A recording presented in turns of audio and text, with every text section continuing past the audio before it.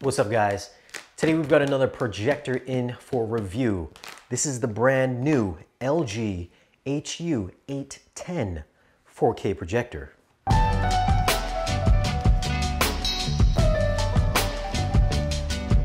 What we're gonna do, we're gonna get this thing hooked up in the theater and we are gonna run it through a few tests. But first, we're going to unbox it and see what's in the box. LG's been kind of on a roll lately with these DLP 4K projectors. This is not a native 4K projector. It is an upscaling projector, of course. I don't think there are any DLP 4K native chips right now, but this is using TI's 0.47 chip, which is DLP. I believe their HU85 was using the 0.66 chip. No 3D on this one. In the box, we do get the owner's manual. We also get the power cord, 3-prong, batteries for the remote control,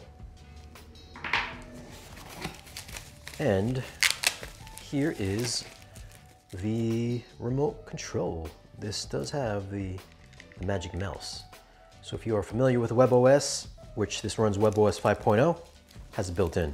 So you will get all the smart features, smart apps. And here is the projector itself.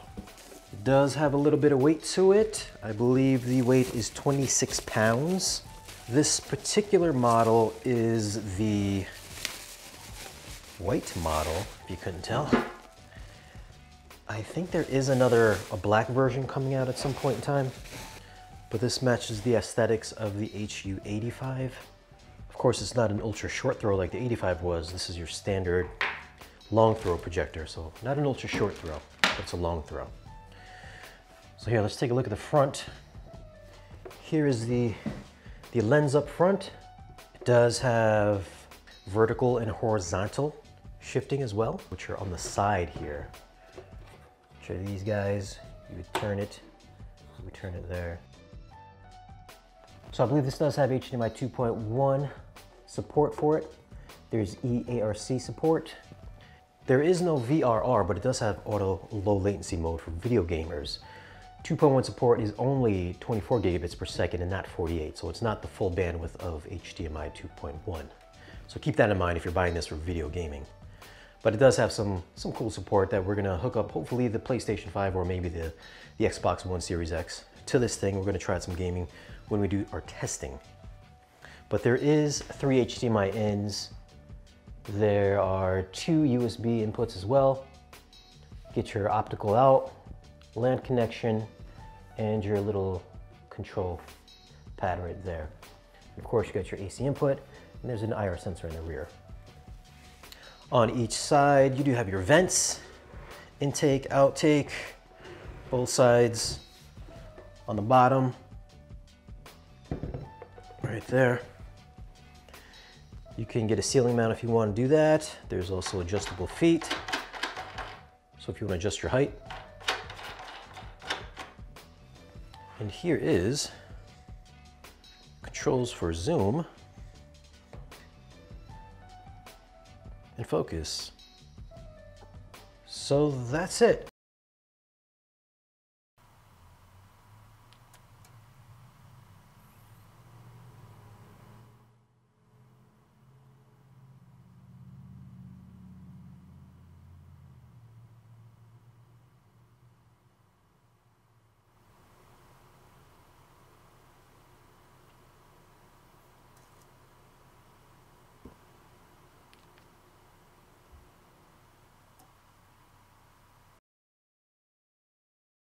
Alright, for setup, I'll be putting the LG in my dedicated theater, projecting a 100-inch image on a white 1.0 gain screen.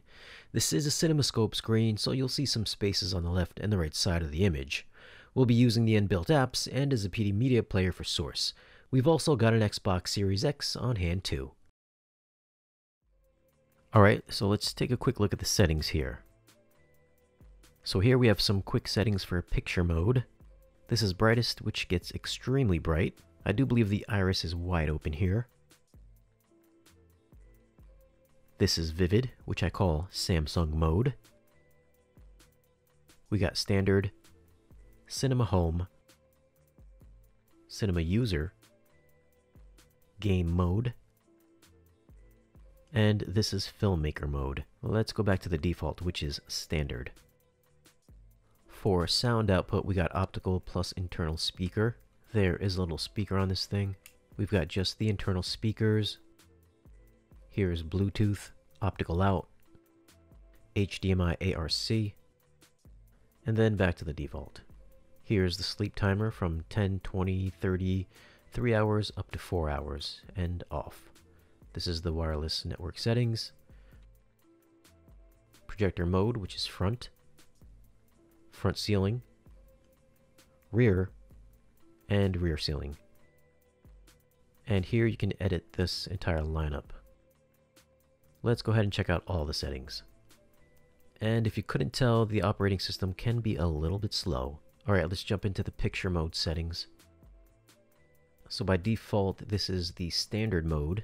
We've got contrast, brightness, sharpness, color, tint, color temperature. You've got options for cool, medium, and warm. Here's the brightness optimizer. Right out of the box, we're in bright mode, which is with the iris fully open. It's super bright here. This is medium, gets a little dimmer. And this is dark room, which is recommended for a light controlled room. And then user, you can change this to your liking. So you can make the image brighter, or you can get better contrast by lowering it. And here we've got adaptive contrast. This is high, this is medium, this is low, and this is off.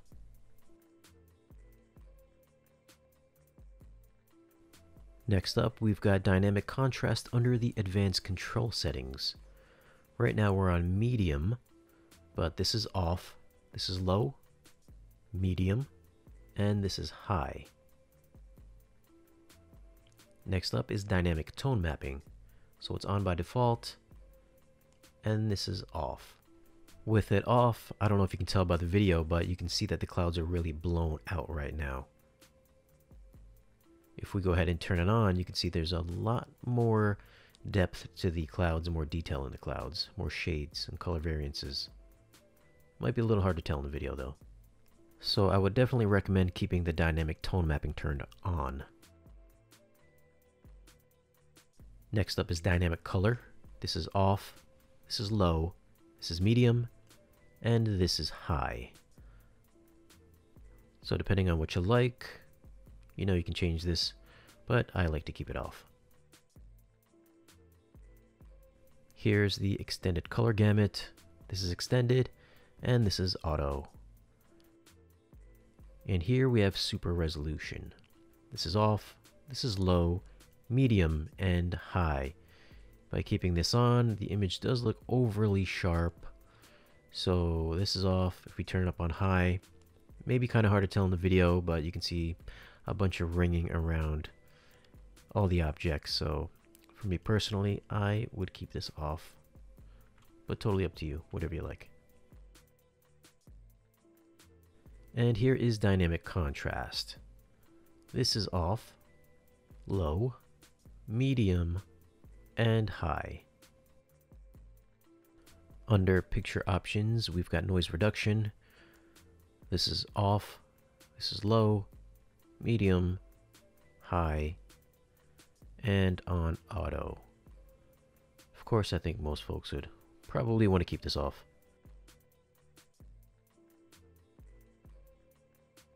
And here we have smooth gradation. This is on low, now we're on off, back to low, medium, and on high. This is a really high quality source, so I don't really notice any changes in this particular scene. But if you're watching something of lower quality, then this could help smooth out the image. And for true motion, we've got natural by default in this setting. Or if you want to manually adjust it yourself, you can adjust the judder and give yourself that soap opera effect. And for true motion, we've got Cinema Clear. And here is Real Cinema. We've got options for on and off. And if you want, you can apply all those settings to all of the inputs. Here we have aspect ratio settings. We've got 16:9, 4:3, vertical zoom, which is adjustable. So if you want to get rid of those black bars, you can do that here. But you're going to be stretching out the image.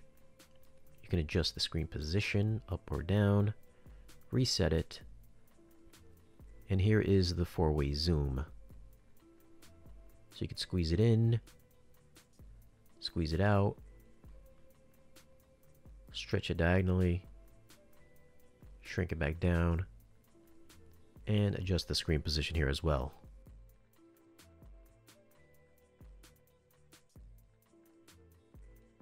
Well, let's go back to the original. And for just scan, we've got on and then off, but we're going to keep it back to on. And here's energy savings mode. We've got minimum, medium, and maximum energy savings mode. If you want the brightest, then I'd say keep it on minimum. Under additional settings, we've got filmmaker mode. So if you're watching something with 24p content, then it should switch to filmmaker mode automatically. If we take a look at filmmaker mode, you can see that the image has gotten dramatically softer. I think by default the standard setting is set to 25 on standard mode. For filmmaker mode, sharpness is down to 10, so the image is softer. It looks more film-like, at least to me. Under iris mode, it's automatically set to medium, and adaptive contrast is turned off in filmmaker mode. Dynamic contrast is turned off, dynamic tone mapping is on, super resolution is off, color gamut's on auto. Oh, and if you do have proper calibration tools, you do get some white balance controls here. You've got 2 points, 10 points, or 22 points of adjustments. Again, I don't have any tools to calibrate, so if you do, then you should be able to get a near perfect image here. And here is the color management system. So you can adjust red, green, blue, cyan, magenta, and yellow. Backing out of this, filmmaker mode turns off noise reduction, MPEG noise reduction, smooth gradation, turns off true motion, and keeps real cinema on. Next up, let's check out the sound presets using the inbuilt speakers. Apparently she's right up on the hill to go castle. I just learned something very interesting. Pinocchio. You risked our lives based on something you read in a children's... Is this a book? How about that? Oh, I got some movie. Andiamo.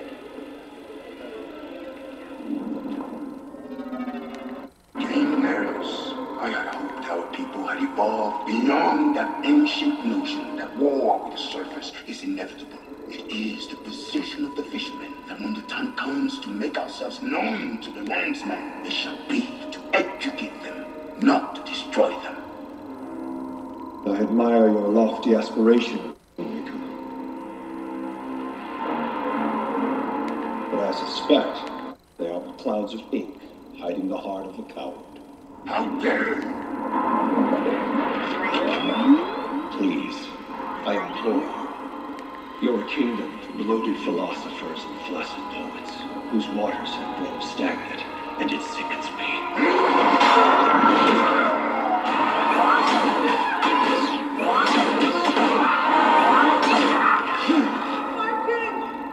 King is dead. Long live his heir. So that's what it sounds like with the inbuilt speaker. Next, let's take a look at the additional settings. Here we've got auto volume, AV sync adjustment, HDMI input format, which is bitstream or PCM. The rest of these settings here, I believe if you have this hooked up to like an LG soundbar, you can turn on LG sound sync. Here we've got some connection settings. This is your network connection, your device connection settings, where you'll find your HDMI CEC connections, LG wireless keyboard. Here's the mobile connection manager. If you want to screen share from your mobile device into the projector, you can do that there. And over to general, we got AI service, AI sound, on off, voice recognition help, if you want to use that inbuilt voice recognition. We've got some language settings here. Menu languages, we've got a few options here.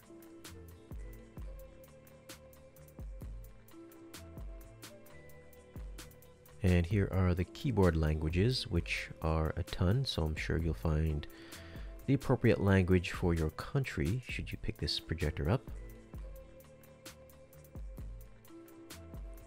Here we've got some location settings, time adjustments, safety, projector mode once again, and here is the keystone adjustment in case you need to adjust this because you've got bad, a less than ideal placement options. Then this might be handy. Of course, you don't want to use this, so try to get it physically lined up to your screen as much as possible. Under the home settings, we've got home auto launch if you want to launch the smart features right off the bat. And under additional settings, we've got some pointer options, settings help, menu transparency if you want to turn that on and off, screensaver on and off, no signal image, power saving mode, which you can have the projector turn off between 2 hours and 8 hours. We've got an HDD power saving mode in case you have a external hard drive connected to this. We've got the home and store demo mode, auto power on off, and high altitude mode, which will speed up the projector's fan.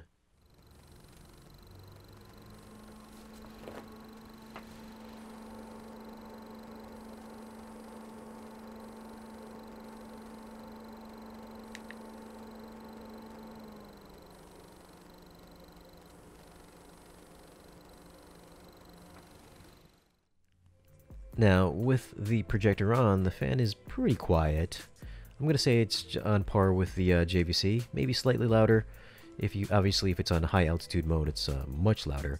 But at a normal, kind of a normal seating distance at 7 feet away from me, I'd say barely noticeable, especially with sound playing. In a dead quiet room, you'll probably hear it, but it's pretty quiet nonetheless though. And here we've got accessibility settings and some support settings.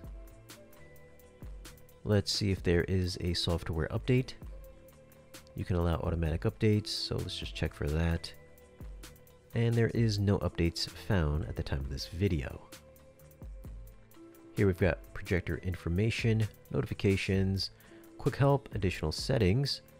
We've got a picture test, sound test, and the usual legal agreements and all that. And lastly, if you want to reset all the settings, then you can do that right from here. Alright, let's just take another quick look at the iris mode with this really bright scene in Aquaman.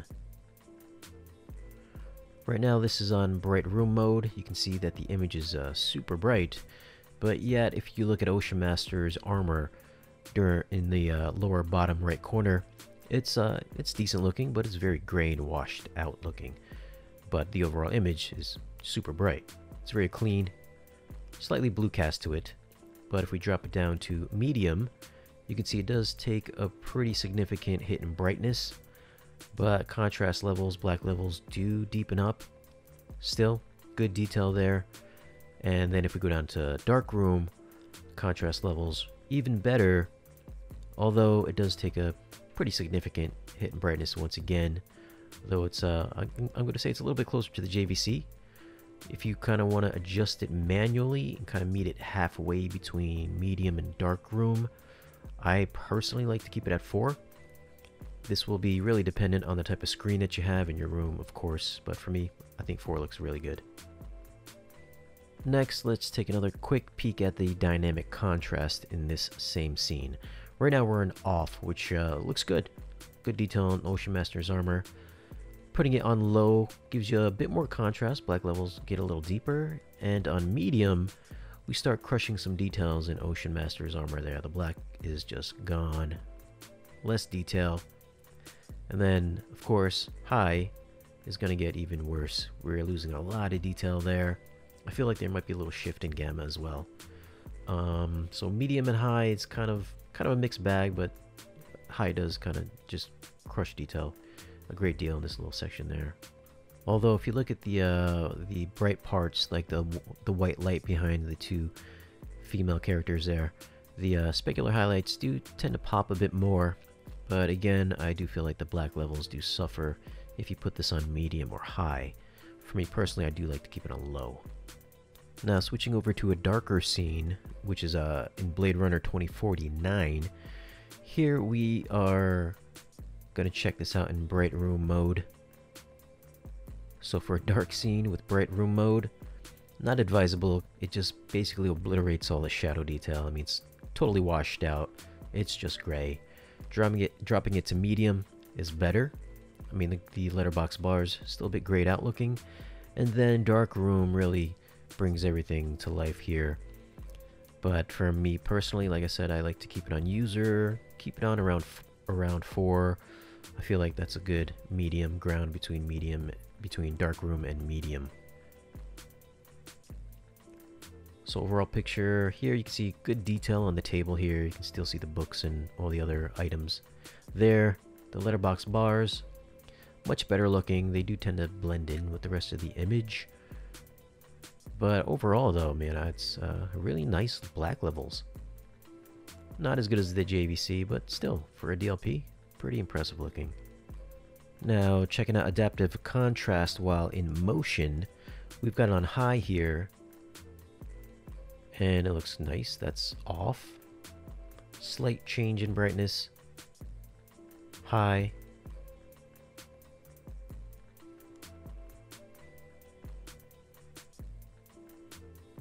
It looks good. Off. And let's just check out low.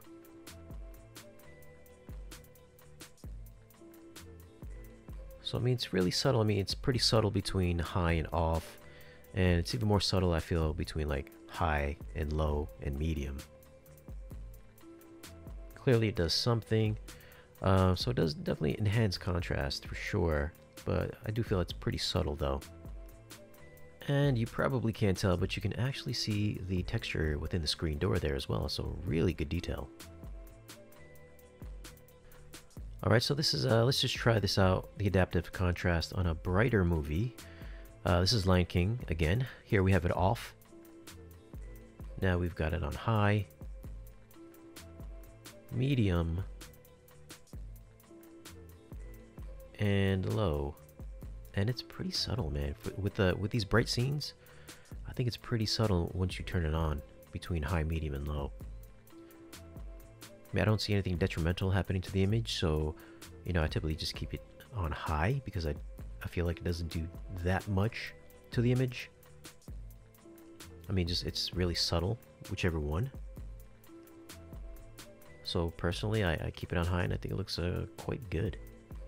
I mean, when it's on high, I do feel like the blacks are slightly deeper looking, but it's really slight between all these settings though. So it does give the image a little bit more pop to it. Specular highlight detail, a tiny bit better, I'd say. So I mean, if anything, just keep it on high. Sharpness wise, I mean, this is one of the sharpest movies out there. And I'd say it's on par with the JVC, you know, from my normal seating distance. Well, I'd say from my second row, which is about 12 feet back, it's pretty hard to tell from the JVC projector. At my normal seating distance, which is only about like 6-7 feet away, I can start seeing the pixel structure. It's not like no gigantic squares or anything like that, but I can see around the edges of the pixels. It does help if you put it in like filmmaker mode where the sharpness is all the way down. It does soften up the image, which does give it a more kind of like a film-like appearance. so it is harder to see from like 7-8 feet back in filmmaker mode, or if you just drop down the sharpness altogether. But if it's on like a standard mode, I feel like if you put it up to like 10 for sharpness, then the pixel structure becomes a little overly sharp and you can start seeing it. But overall though, such a great image. I mean, I can see all the fibers on the animal's fur. I pointed out earlier that you could see the screen door within that shot in Blade Runner 2049. So this is a really crisp image. It's right there with JVC. It looks very similar to the HU85 LG projector. It does have that sharp digital look to it though, whereas the JVC, again, I feel like it has a more organic look to it. This one has that much more cleaner digital look to it. So I mean, personally kind of a subjective thing, but if you kind of want more of a, I guess, a cinematic filmic look, the JVC would do the job better than this one would. But this one definitely has that extra sharp clarity to it, which I do quite like. Although one thing about filmmaker mode, if you don't have any calibration tools for whatever reason, there does seem to be a slightly blue cast once it goes into filmmaker mode. I mean, I'm sure you could calibrate this out, but like by default, once you throw it into filmmaker mode, I think you can tell in the video that it is slightly bluer looking. Like it's pushing more cooler than like the standard mode or the cinema mode. Here's another setting that we forgot to check out. This is the black level. This is on auto. This is on low, which is pretty much the same as auto. And on high, you can see that it kind of washes out the image. So I'd personally keep it on low or auto for the best black levels here, or else it's going to get a bit washed out looking. And let's just watch this scene right here with true motion off. Here we've got cinema clear. Smooths things out a bit. Natural brings it a little bit more into soap opera effect territory. And then smooth if you really want that smooth soap opera effect. And if you want to adjust the de-judder yourself, you can do that here as well to give it a really smooth look or meet somewhere in the middle.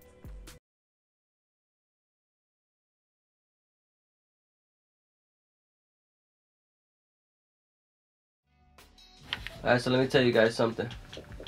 Normally, I am used to playing on a monitor. You know, BenQ 2460S, the gold standard a few years back when it came to the competitive games over at Evo. And I'm used to low input lag. I know what low input lag is when I see it and when I feel it. Most importantly, when I feel it. And in the beginning, Shane, I know you saw this. We didn't have instant game response turned on, activated, nor did we have in the Xbox settings the ALLM setting turned on. And as a result, this thing freaking felt like 100 milliseconds of input lag. But then we turned it on. I wasn't able to even kill a guy. It was a guy I was barely even able to kill. Then we turned it on, and then I started playing again, and I was able to kill the guy. It felt close to the 10 milliseconds that I'm used to on my monitor. I don't know what the exact millisecond is because we haven't tested it with the 𝙄𝙏 on this. But then again, that's only good for 1080p signals and sources. But I'll tell you right now, from a long-time gamer who understands, you know, input lag, who knows it when he feels it, and who plays competitively from time to time on games like Call of Duty and Rocket League, you know, this right here feels great. I can't wait to know what the exact number is though. If I had to guess, if I had a bet, I'd say it'd be somewhere between, I'd say anywhere between 12 to 22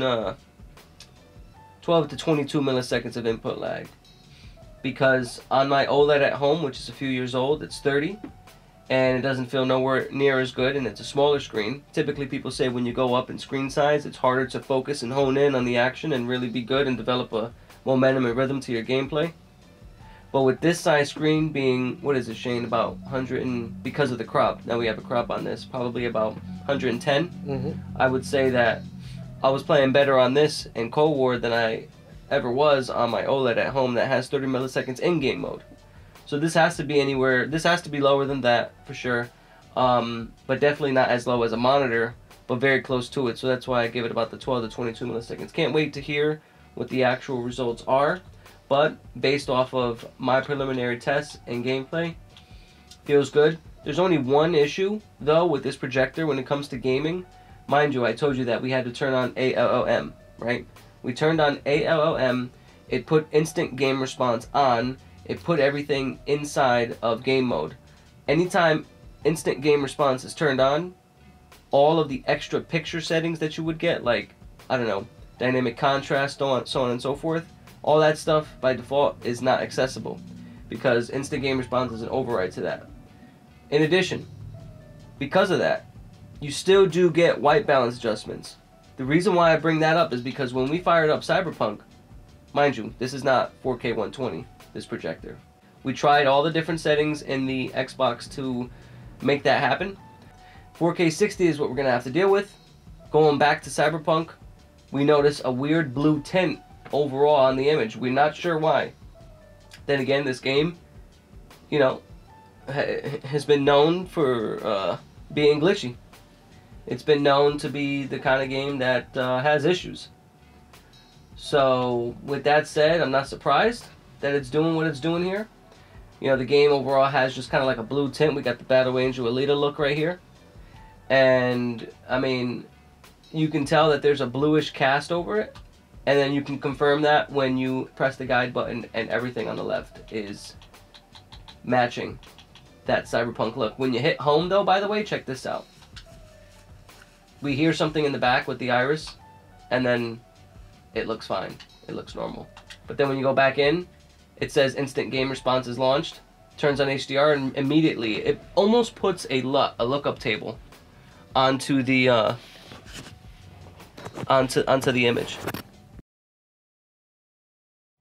At the time of this video, the HU810 is selling for $3,000, although it looks to be on sale. For those wondering, this does not support 3D playback.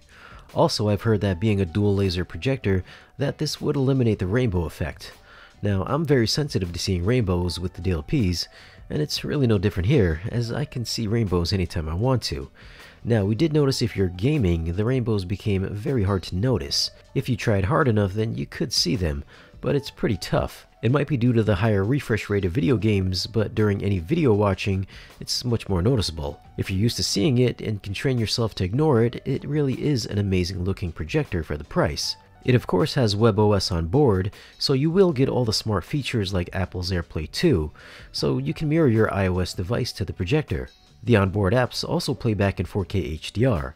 I tried out Amazon Prime with Jack Ryan, the Movies Anywhere app with Aquaman, and YouTube also worked in 4K HDR.